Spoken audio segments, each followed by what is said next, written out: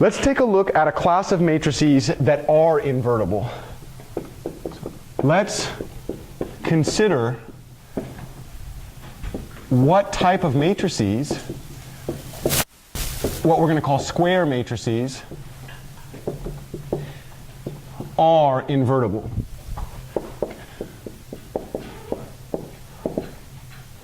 Can you give me in R1 what type of square matrices are invertible? Any constant that is not zero. Any constant that is non-zero has an inverse, right? What is the we could call it A.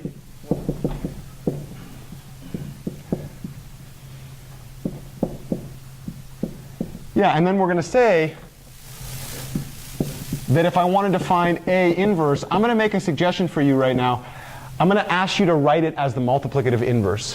I'm not going to ask you to write it as a division because there's no such thing as matrix division. There's matrix inversion, which is literally what happens in R. You're just so used to thinking about inversion as division, right? Let's talk about R2.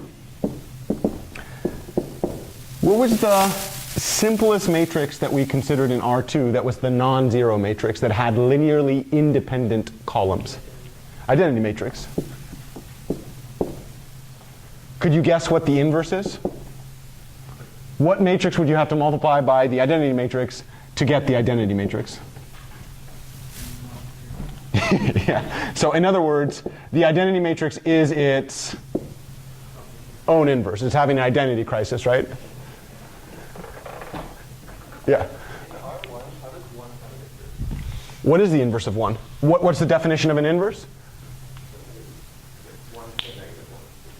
Yep, 1 to the negative 1 is 1.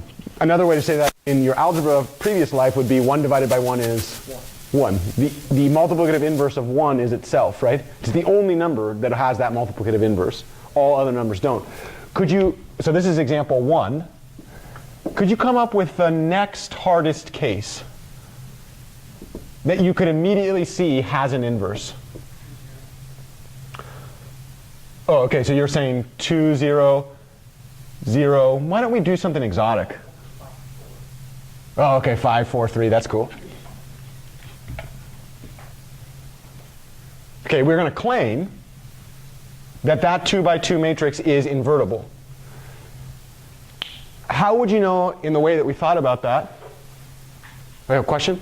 Oh, it's not related to that, but I was wondering if there's any situation where you use complex numbers in them. Oh, yes.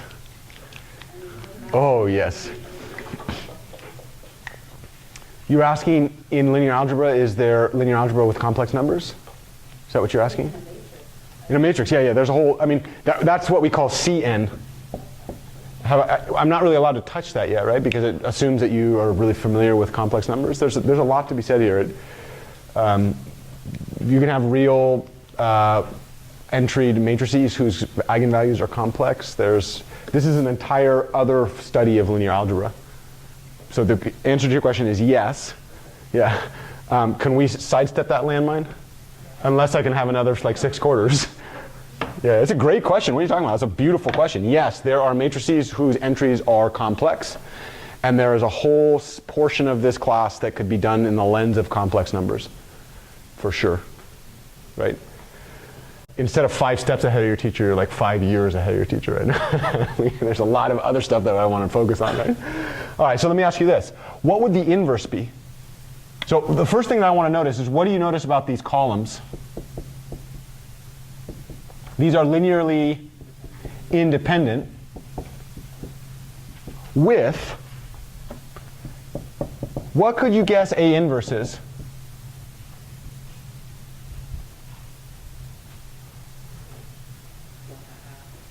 Yep. 1/5. Should we check real quick, or do you feel comfortable that that's true? Okay, we can always check. How would I check that that's the inverse? Oh, God, bored.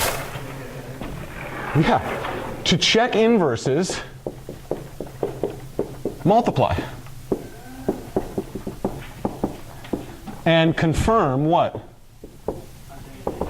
A times A inverse equals the identity matrix, which is also equal to A inverse times A. If you do one of those two equalities, you get the entire thing, right? So let's go ahead and check. A times A, I don't know which one you want to do. Do you want to do A inverse on the left or the right? Right, thank you. It's almost like you wanted to save me time there. 2, 0, 0, 5.